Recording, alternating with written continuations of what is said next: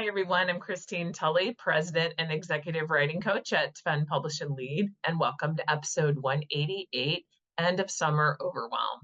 We're taking a lot of calls and getting a lot of emails from clients and perhaps future clients who are interested in addressing that transition from summer to fall. And what I'm finding is that a number of issues are coming up. They happen every year, probably when for those of us that are on a traditional academic calendar, we're returning to teaching classes in the fall, maybe coming off of a little bit more relaxed schedule from summer, or maybe doing some field work or some research, or in my case, I'm coming back from a sabbatical and coming back to fall.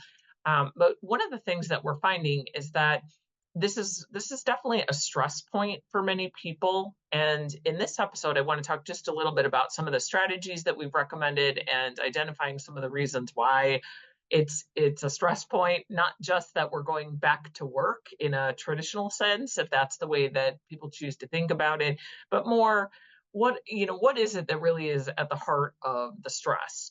And so here's a couple of things that I've been talking through with some of my clients about how to think through that transition. So one of the things that we start with is we think about that list of all the things that we need to do to actually be able to go back to work in the fall in a more traditional sense. Many of us have been teaching summer classes, myself included. And it is not the same rhythm. It's not the same schedule. Some of us are academic parents. We have kids at home. Maybe we've done some traveling. Maybe we've done some research trips. I'm coming off of a sabbatical. So we know that it's a little bit different. Also, one of the transition points that affects our academic parents, but also, if you have elder care, anything happening at home, is that sometimes we're visiting families that live far away. For example, many of us as academics are in positions not close to, our places where we might want to connect with relatives. Also, we might have our own children going back to school. We might have our own children leaving for college. And so all of those things are sort of happening at the same time that we're trying to still kind of maybe relax a little bit and enjoy a little bit what is left of summer, at least in the Northern Hemisphere. And so here's some things that I've just been thinking about and talking through with some of our clients. So one of the first things that we look at is, what is the major factor that is stressing you out? Or what is the factor that's causing the overwhelm? Because sometimes it seems like it's a compilation of a lot of things. And in many people's cases, it's just there's a lot of time or a lot of things to do and not enough summer left to do them. That's a really common complaint.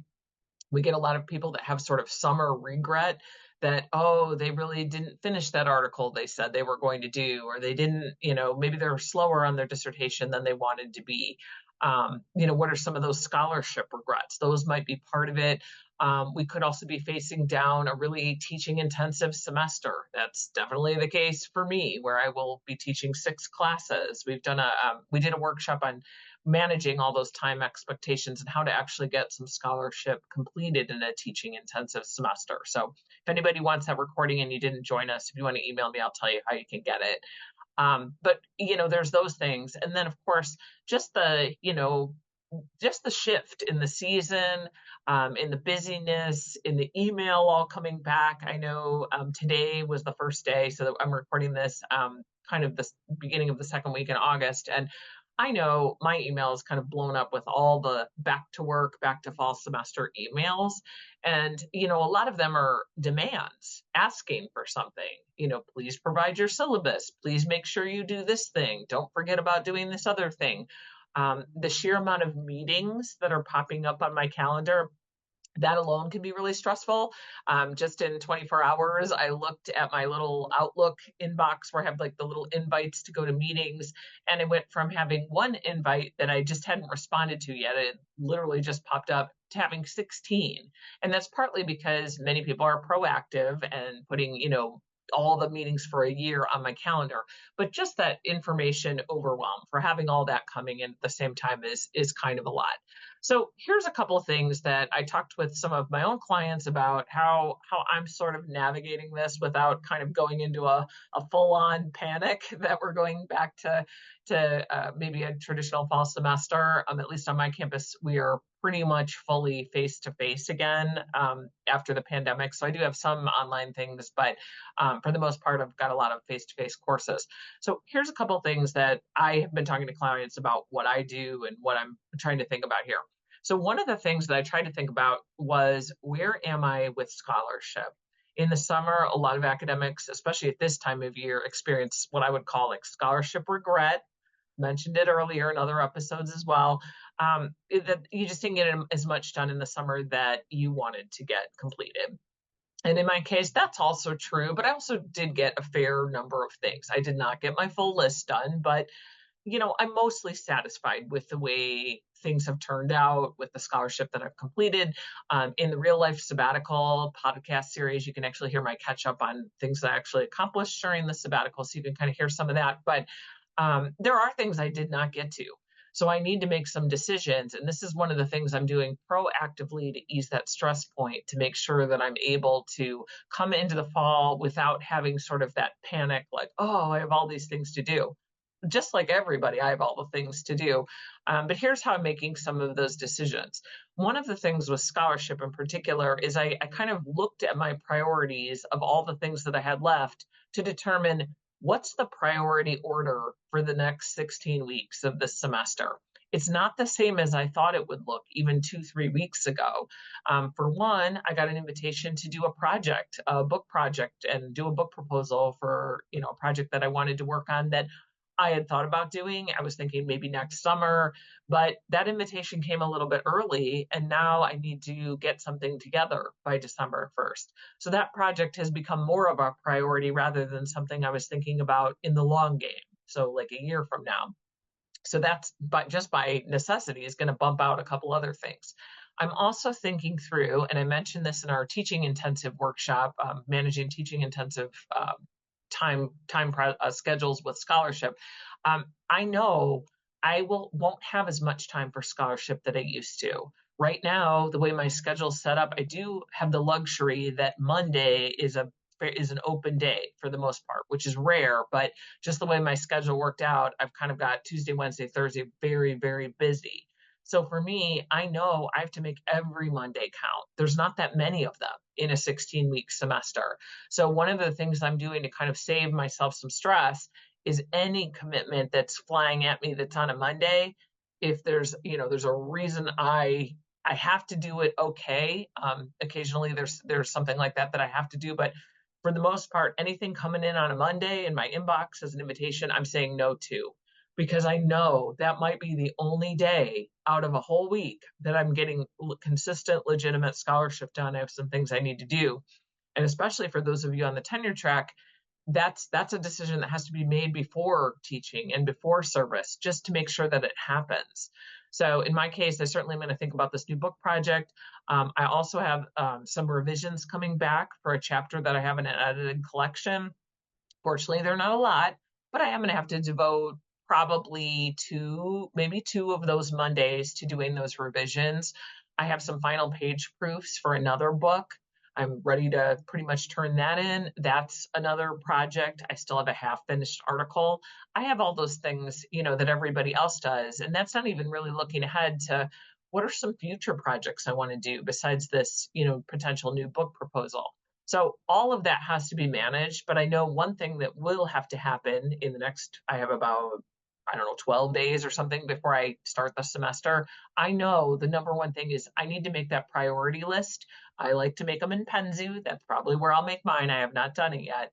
But I know I just need to sort of get a grip on what is top to bottom, what's the order I'm going to work on these projects. And that's not to say that I might not work on two things in one day of writing or two things in a writing session, but I just need to get very clear about the deadlines, what's going to happen, and what actually can happen in a semester. So just like summer, we can be really optimistic. Oh, I'm going to do these 6 things, but really you're only going to be able to do 2.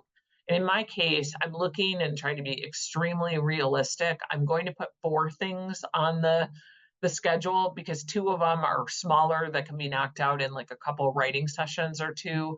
But, beyond that, there's nothing else that's going in there. There won't be time. So making those decisions about scholarship ahead of time, I think, can take some of the stress off. And certainly in my case, I am fortunate to have tenure, so I'm not worried so much about a tenure clock, but I am worried about missing some deadlines for some big projects with publishers. Like I don't want to miss those deadlines. So it's a pressure in a different way. The other thing that I'm thinking about, so that's the scholarship piece. The other thing I'm thinking about with teaching is what can I set up now that my future self is going to be very excited about later? So one of the things I know is I have two classes that are face to face and one section that's online of the same course. In this case, the online section, I have already said this in another podcast, I think, or maybe in our teaching intensive workshop, but the online class, I will do some recording of the face-to-face classes so I can have some content for the online class. But the other thing that I am going to try to do is have it set up that those three classes, as much as possible, are built out as much as possible. They are writing classes, so I know I'll be building in some writing time. But just because out of the 6 classes, 3 of them are the same, I'm using that as my priority to work on getting those classes prepped. So I'm not picking my one upper level class that I only have once a week. I'm focusing on these kind of bread and butter, these 3 things that are mostly the same, because I know once I make one, I can copy things over into the others and then feel more of that stress off of my list because I've now hopefully knocked out 3 of those 6 classes. So on teaching, I know that's going to be my first priority. For the other classes, they're going to come in order in the way that they show up on my schedule. So, the first one that I have face to face out of the remaining 3, that's going to be my next priority because I need to be ready for that first day of that next class and so on. They're all different for those other 3 classes, so I'm going to have to think about prep for all of them. Another thing that I'm going to really pay attention to, and this is something experienced instructors do, and I always say I'm going to do it, and I don't, but this semester I made a special note to do it, is I really want to look at when work is coming in. When I build those 3 classes out, I want to think about, oh, well, if I'm going to get a paper the 4th week of the class in 3 of my classes, in my other 3 classes, I don't want to get a lot of work because I'm already going to have a very heavy grading load. So going back to the summer overwhelm and the theme of this podcast, part of it is that all of those decisions that haven't been made yet are all floating around. It's not just the work, but it's also deciding about the work.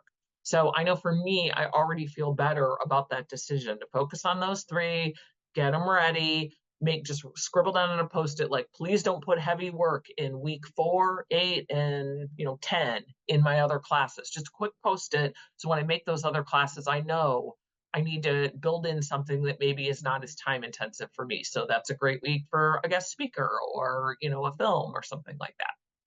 Also, I'm looking at just spots in the schedule right now. I'm just kind of getting a quick glance at the fall calendar to look at what days are nuts.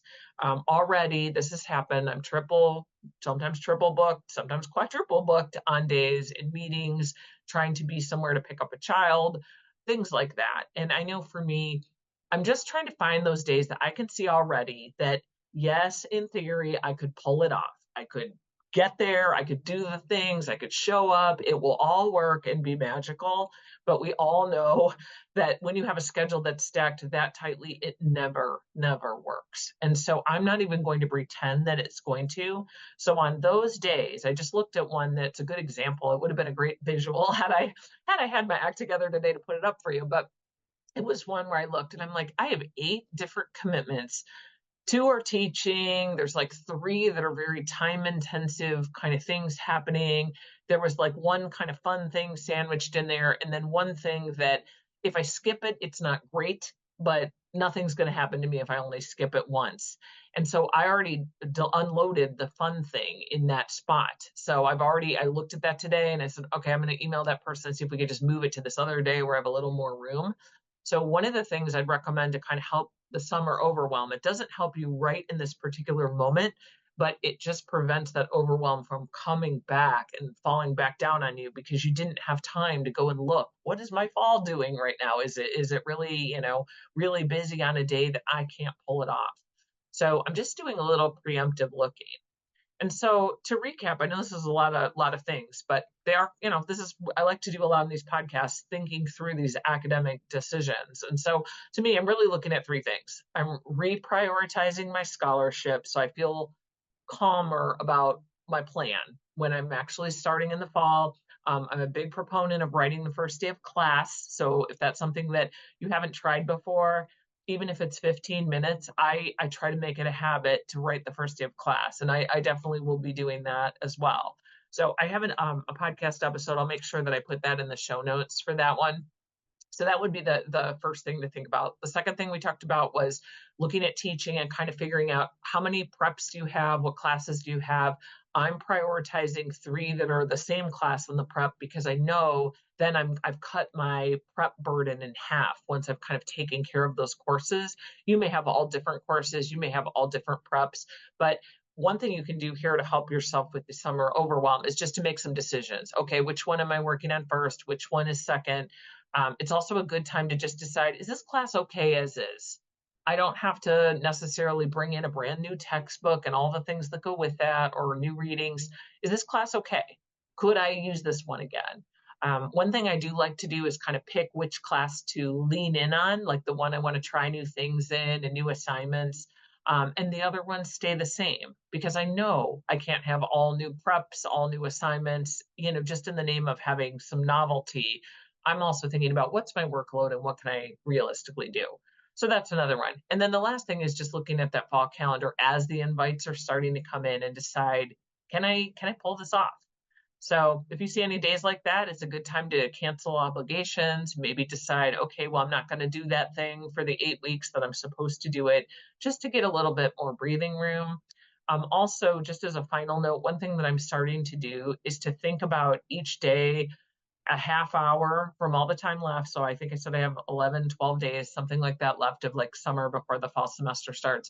I know for me, I've got to use a half hour to an hour a day to just kind of preemptively do some of these things outside of the prepping for class and all that, but thinking through the calendar, thinking through the scholarship. It's going to require me to just be more invested in how the fall semester is constructed. So that way, that end of summer overwhelm, part of it is just the ease in all the decisions that have to happen. That doesn't mean that you're not busy. That doesn't mean you're not stressed. I just got done fighting in a school supply aisle. So to all academic parents out there, I hear you. I still have all those things too. But just thinking about how I want my fall to be coming off of this transition, I know it's helped a lot to make some of these decisions ahead of time. So hopefully this helps this week, and happy writing.